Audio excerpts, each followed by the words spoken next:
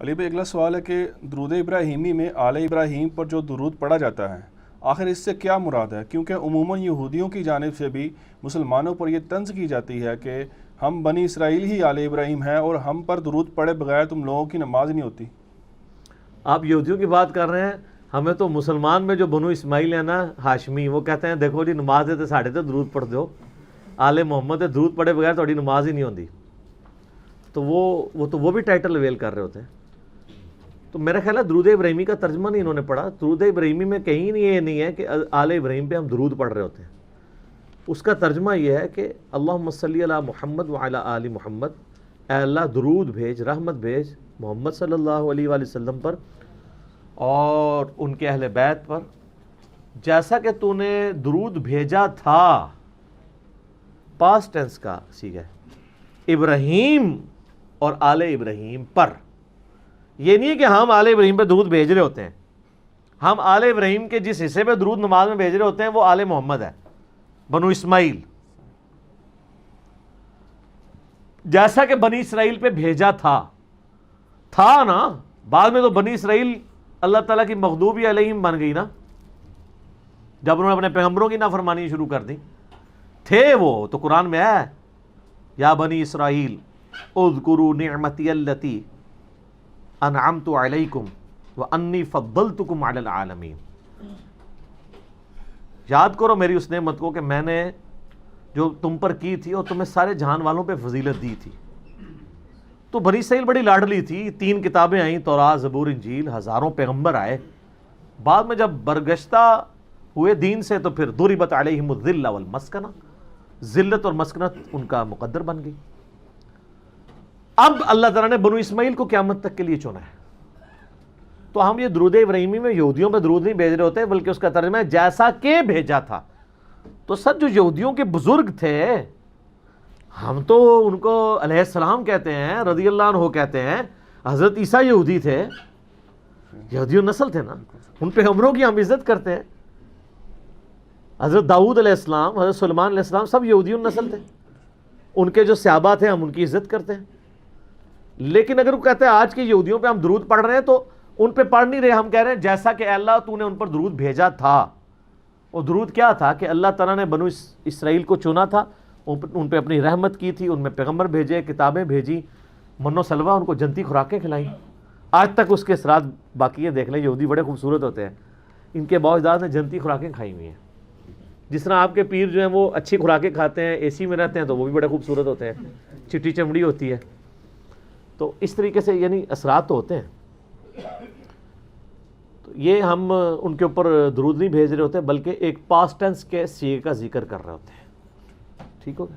اچھا، اس میں سے وہ افضلیت والا ایشو بھی نکالتے ہیں ایک، کیا کہ جی آل ابراہیم جو ہے افضل ہے، اسی لیے اس کا ذکر آیا کہ اس طرح سے درود پڑھیں جیسے آل ابراہیم پر درود پڑھا۔ تو اس کے لیے پھکی ان سے لے لیں ہم سے کہ ان کو کہیں کہ اس طریقے پہ اگر یہ بات مان لی جائے تو کرسچنس کے لیے ہم کہیں گے وہی بنو اسرائیل ہے نا، کہ اللہ تعالیٰ نے کہا کہ عیسیٰ کی مثل حضرت آدم کی مثل ہے اللہ کے نزدیک۔ جی، تو پھر کیا وہ کہیں گے کہ حضرت آدم علیہ السلام حضرت عیسیٰ سے افضل ہیں، کہ ان کی مثال کے طور پہ بیان کیا جا رہا ہے؟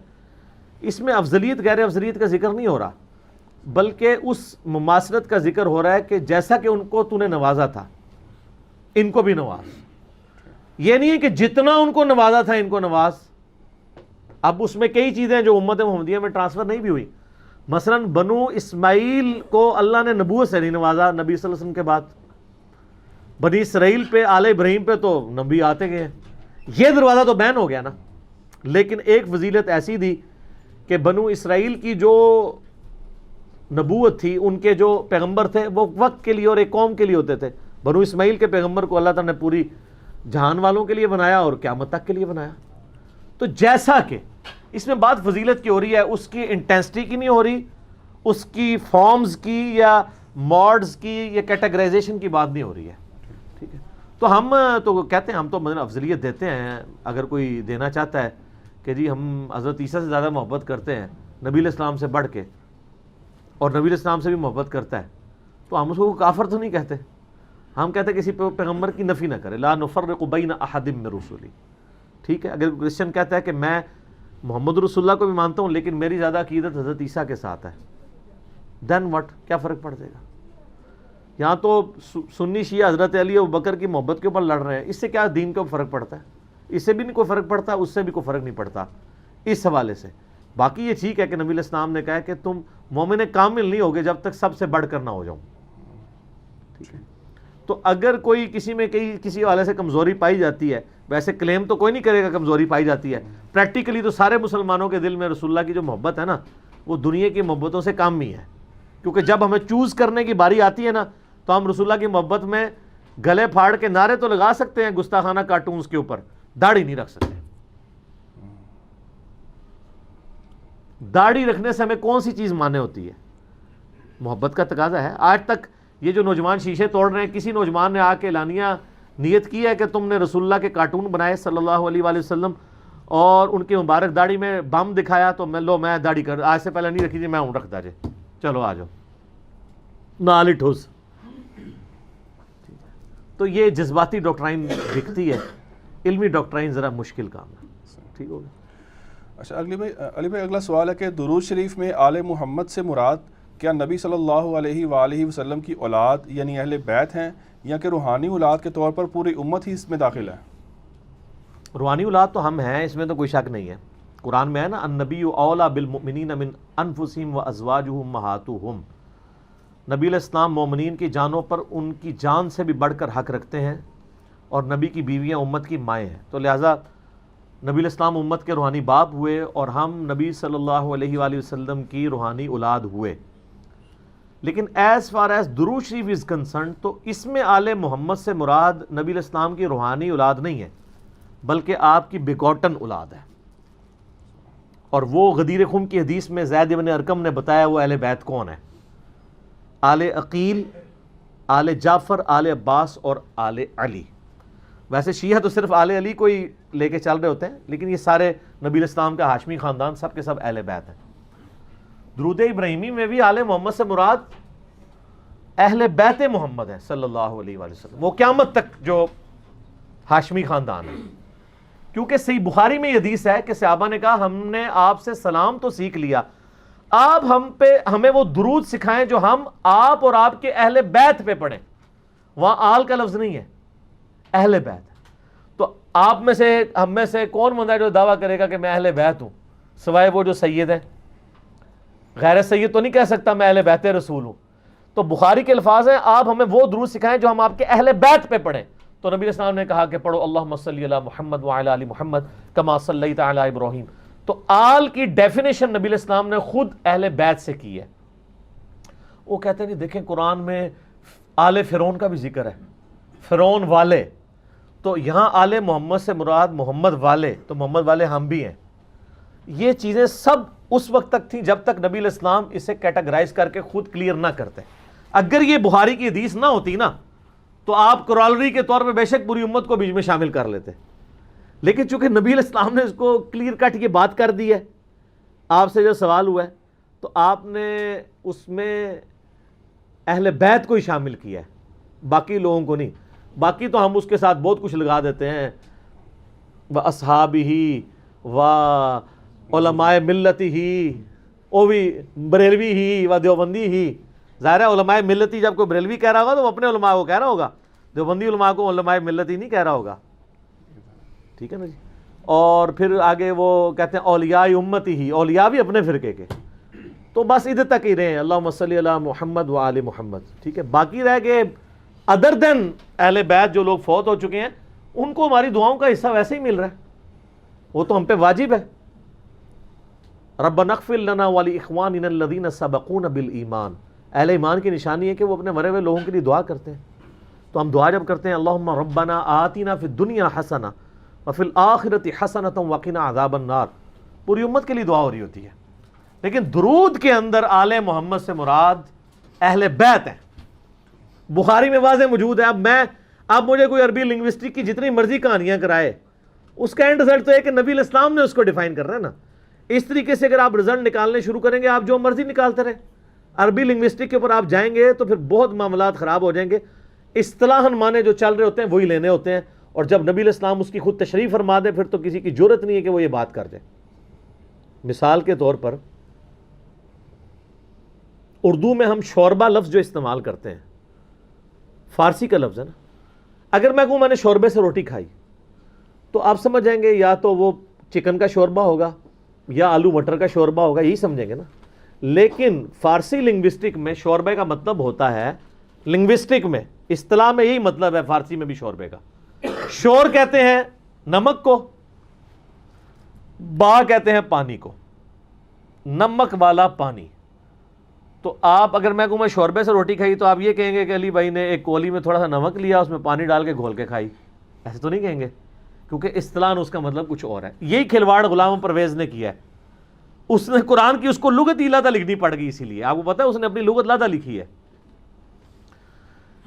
غلام پرویز کو منکرین حدیث کہنا, یہ اس کو آپ کلین چٹ دے رہے ہیں. ایک بندہ جو ہے وہ زکام کا مریض ہے اور ساتھ اسے بلڈ کینسر بھی ہے, تو آپ یہ کہیں گے کہ یہ زکام کا مریض ہے؟ آپ اس کی بڑی بیماری کا ذکر کریں گے جو جان لیوا ہے. غلام پرویز کی منکرین حدیث ہونا یہ چھوٹی بیماری ہے, وہ اصل میں منکر قرآن تھا. منکر حدیث بعد کی بات ہے, اس نے قرآن کی تعریف کی ہے, قرآن کے الفاظ اسی طریقے سے خود اپنا لقمہ ان کے منہ میں ڈالا ہے, اور جہاں جہاں پھر وہ چوری کرتا ہے تو پکڑا جاتا ہے. اگر میں آپ سے کہوں کہ جب سے میں نے بریانی کھائی ہے میرے سینے میں آگ لگی ہوئی ہے, تو میرا بچہ بھی اس آگ سے مراد فائر نہیں سمجھے گا جو لکڑی سے لگتی ہے, بلکہ اصطلاحاً مانا لے گا جلن. لیکن اگر آپ کہ نہیں جی وہ اردو کی ڈشی میں آگ کہتے ہیں جو لکڑیوں سے جلائی جاتی ہے, تو یہ اصل میں وہ والی آگ کا ذکر کر رہے تھے, آپ کو سمجھ نہیں آئی ہے, تو اس کے لیے پھر آپ کو زیادہ لغت لکھنی پڑے گی. یہی غلام پرویز نے کیا ہے قرآن کے ساتھ, اور سب سے بہتر رد ان کا کیا ہے جاوید احمد غامدی صاحب نے. فکر پرویز کی خرابی, یوٹیوب پہ ایک کلپ ہے 1989 کی ان کی ویڈیو ریکارڈ ہے, آلموسٹ آج سے 30 سال پہلے, اس زمانے میں. تو اس میں انہوں نے اس طرح کی چیزیں ہائی لائٹ کی. تو اس طرح کی یعنی کھلواڑ نہیں الفاظ کے ساتھ کرنا چاہیے. آل محمد سے مراد وہی ہے جو نبی علیہ السلام نے خود ڈیفائن کر دیا. تو آپ اس میں اب جتنے لوگ منکرین نماز ہیں وہ بھی کہتے ہیں کہ جو قرآن میں ہے نماز قائم کرو, اس سے مراد نماز پڑھنا نہیں ہے, یہ اور ہی مطلب ہے. وہ اس طرح نہیں ہوتا. اس طرح کے الفاظ کو لے کے نبی علیہ السلام ہمارے ٹیچر بنا کے اس لیے بھیجے گئے ہیں کہ کوئی شخص اس میں کھلواڑ نہ کرنا شروع کر دے. آپ کچھ بھی کر سکتے ہیں, اور اس کی پریکٹیکل مثال آپ کے پولیٹیکل لیڈرز کے جب بیانات آتے ہیں تو کیسے چمچے اس کو ڈیفینڈ کرتے ہیں. پہلا وہ بیان کہتے ہیں کہ آپ نے ہمارا بیان سیاق و سباق سے ہٹا کے بیان کیا ہے. کہانی کہنے کا مطلب کہا وہی کچھ ہوتا ہے, لیکن اب اتنی جرت نہیں ہے کہ الفاظ واپس لیں. کوئی زیادہ دلیر ہوتا ہے وہ پھر اس کی تعویل کرتا ہے, جی وہ اصل میں جیسے ہمارے پرائم منسٹر صاحب نے وہ یو ٹرن کی بات کی کہ وہ لیڈر ہی نہیں ہوتا جو یو ٹرن نہ لے. اب یہ انتہائی عجیب و غریب بات تھی اردو لنگوسٹک میں, یعنی یہ فضول بات ہے. لیکن وہ عارف الوی صاحب ہمارے جو پریزیڈنٹ ہیں, پڑھا لکھا بندہ ہے, وہ اس کی شرح بیان کر رہے ہیں. آگے سے شرح بیان ہی اس وقت کرنی پڑتی ہے جب کہانی غلط ہو جائے. نہیں وہ اصل میں وہ یہ نہیں یہ کہنا چاہ رہے تھے, یہ نہیں, اس طرح. ٹھیک ہے, یو ٹرن کا مطلب یہ ہوتا ہے کہ آپ اپنے مقصد کو پیٹھ دکھا جائیں. اسٹریٹجی اڈاپٹ کرنے کو یو ٹرن نہیں کہتے. انگلش میں جو یو ٹرن کا لفظ ہے وہ استعمال ہوتا ہے آپ اپنے ہدف سے ہٹ جائیں, یعنی جانا ادھر تھا, یو ٹرن لے کے ادھر ہو گئے. لیکن اگر کوئی گھوم گھما کے دوسرے راستے سے وہیں پہنچنے کی کوشش کرے, اسے یہ یو ٹرن نہیں کہا جاتا, چینج آف اسٹریٹجی کہا جاتا ہے, اور وہ ظاہر ایک لیڈر کی نشانی ہے. اور یہی تعویل بعد میں پھر ان کے ماننے والوں نے کی کہ وہ یو ٹرن سے مراد وہ والا یو ٹرن نہیں لے رہے تھے, لیکن عرف عام میں یو ٹرن سے مراد وہی ہوتا ہے. یہی ڈاکٹر سراج صاحب نے کیا. ڈاکٹر سراج صاحب اکثر وحدت الوجود, میں کہ سر تسی وحدت الوجود, جب میری ملاقات ہوئی 2008 کے اندر, وہ کہتے ہیں انجینئر صاحب میرا وحدت الوجود وہ نہیں ہے جو صوفیوں والا ہے, وہ ڈاکٹر اسرار کا وحدت الوجود کوئی اور ہے. اور میں نے کہا جی جب وحدت الوجود آپ بول رہے ہیں تو وہی مانا جائے گا جو اسٹیبلش ہے عرف عام میں. لہذا جو ٹرمز ایز اے ٹرمز استعمال ہو رہی ہوتی ہے نا, یا تو آپ جب بیان کریں تو اس کے لیے پھر کوئی اور ٹرم ڈیوائز کریں. جیسے میں نے دیکھیں اپنی ذاتی ٹرمز ڈیوائز کی ہیں. بابی, وابی کے مقابلے پہ بابی, کہ نہ میں وابی نہ میں بابی, میں ہوں مسلم علمی کتابی, بابوں کا دفاع کرنے والا. اب میں نے کسی کی ٹرم تو چوری نہیں کی نا, بابی ایک ٹرم ڈیوائز کی ہے تو مجھے حق ہے. آپ نے اگر کوئی نیا کنسیپٹ دینا آپ اپنی ٹرم ڈیوائز کریں اور وہ پھر بتائیں, لیکن جب آپ وہی والی ٹرم یوز کریں گے پھر اس میں نقصان ہو جائے گا. ٹھیک ہے. اچھا نبی آپ نے اہل بیت کا ذکر کیا، اس میں ایک پوائنٹ ہے وہ کلیئر کر دیں کہ حدیث قصہ کے اندر صحیح مسلم کے اندر جو اہل بیت ہیں وہ وہی ہیں جو پانچتن پاک کا کانسیپٹ دیا جاتا ہے، اور جب کہ آپ نے غدیر خم کی حدیث بیان کی اس میں اہل بیت سے مراد جو ہے یہ دو ڈیفرنٹ چیزیں آپ کمپیئر کر رہے ہیں نا. یہ تو اہل بیت کہا گیا نا دونوں. نہیں وہ تو اہل بیت ہے نا.